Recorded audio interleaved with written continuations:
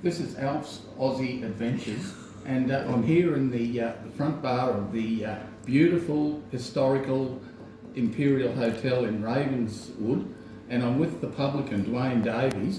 Now, Dwayne, this is one of the buildings in Ravenswood that's supposedly haunted. Now, we've had lots of reports. Now, you've got personal experiences. Can you let us know, please? Yes, I can tell you there's a few. And we've had a lot of experiences of people that have come and stayed here have had a lot of experiences.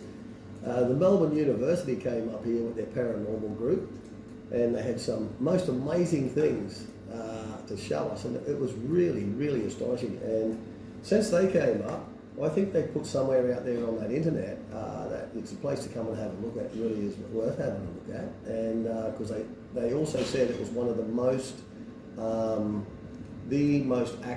one of the most active buildings that they'd ever been in. And since then, we have paranormal groups coming through here constantly. We have clairvoyance, and even at one stage there, twice they have come to me in my sleep, and it's really strange how they do it. I'll be laying in bed asleep after a really long day in the pub with everybody and keeping everybody under control, and I'll go up and have a shower and go to sleep, and I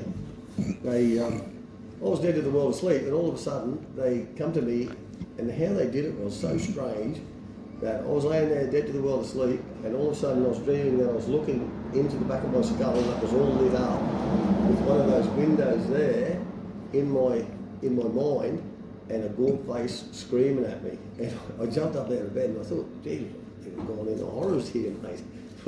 What's going on?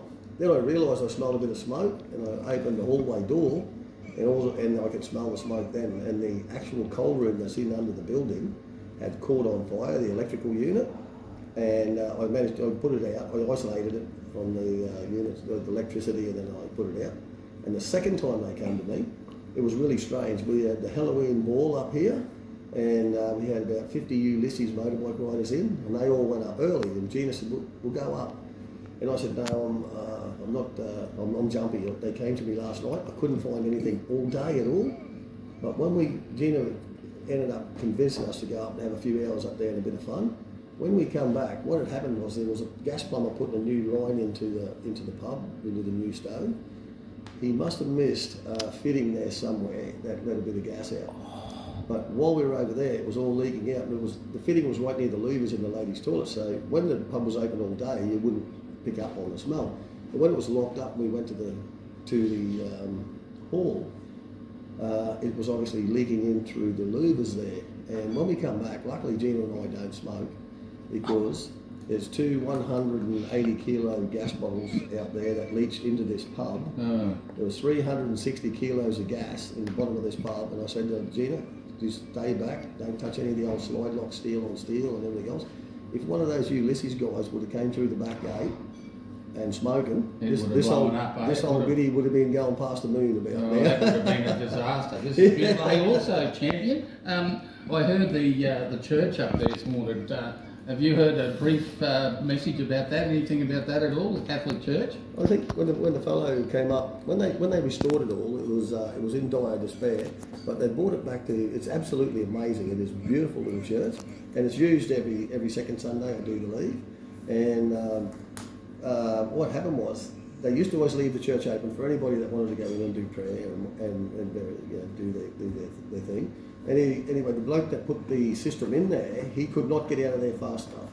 He actually said it was always clamming, and he always felt like something that was there with him.